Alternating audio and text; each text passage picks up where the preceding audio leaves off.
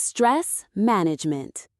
Academic stress is the normal reaction we have to the various demands and requirements that we face at university, such as tests, exams, tasks, presentations, etc. This reaction activates and mobilizes us to respond effectively and achieve our goals and objectives. However, sometimes we may have many demands at the same time, which can sharpen the response and slow down our performance. Academic stressors. There are two types of demands that can generate stress. Internal demands, that is, those we make of ourselves when we are very self-demanding, we have high expectations of achievement, we need to maintain control, and make an effort on them, among others. External demands, that is, those that our environment presents to us, among which are having to hand in work and take tests and exams in a limited time, carry out group work, being present at the front of the course, dissertations, not understanding content covered in class, limited time for academic obligations, among others. Non-academic stressors.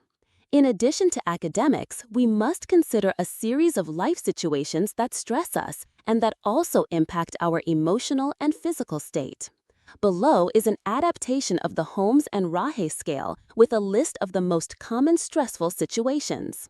Separation, personal injury or illness, marriage, dismissal and/or termination, couple reconciliation, change in health of a family member, addiction and/or alcoholism, your own or close to you, pregnancy, add a new member to the family, death of a friend, legal issues, start or end of academic internship, change in living conditions, change of residence, changing social activities, changing your sleeping habits, change in eating habits, vacation. How does stress manifests itself?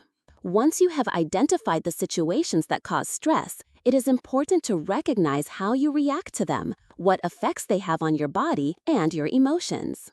Although initially, stress is normal and beneficial, as it helps us to activate ourselves to be able to respond to the demands of the environment, over time, our body and mind become exhausted and begin to decline in their performance. To avoid this drop in performance, we must regulate the amount of time we continue to operate under high levels of demand, a phase called resistance, which is followed by the phase of exhaustion.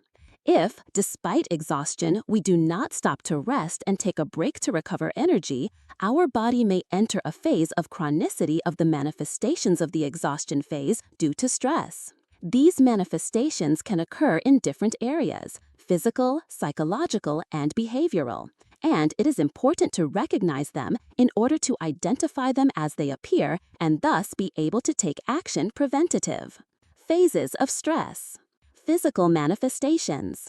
They correspond to the symptoms that are generated in our body when faced with the usual stressors, some of which are drowsiness, increased need for sleep, tiredness and fatigue, headaches or migraines, stomach pain and/or irritable colon, bruxism, jaw tension, back pain, tachycardia or sudden palpitations, increased or decreased appetite, frequent colds, low immune system, difficulty sleeping, insomnia or nightmares, psychological and emotional manifestations.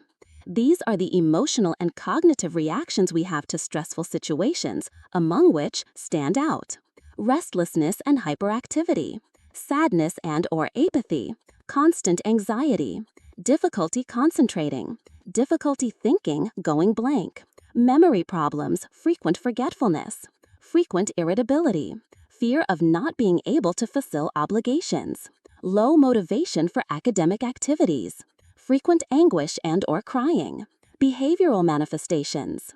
They consist of the changes we experience in our behavior as a result of experiencing stressful situations which are easily observed by others, among which we can find frequent tendency to argue with others, need to be alone, isolate yourself, use of drugs to stay awake, self-medicated, prefer other activities to studying, use of sleeping pills, self-medicated, difficulty sitting down to study, turning over, increased consumption of coffee and/or tobacco, stop attending classes, frequent involvement in unhealthy places, tendency to stop doing out of reluctance or apathy what is normally habitual, preventing and coping with academic stress. Once we identify the situations that generate stress and know how we react to it, we need to distinguish what we are doing to prevent it from happening or mitigate the effects. Some of the strategies that help both prevent chronic stress and deal with their manifestations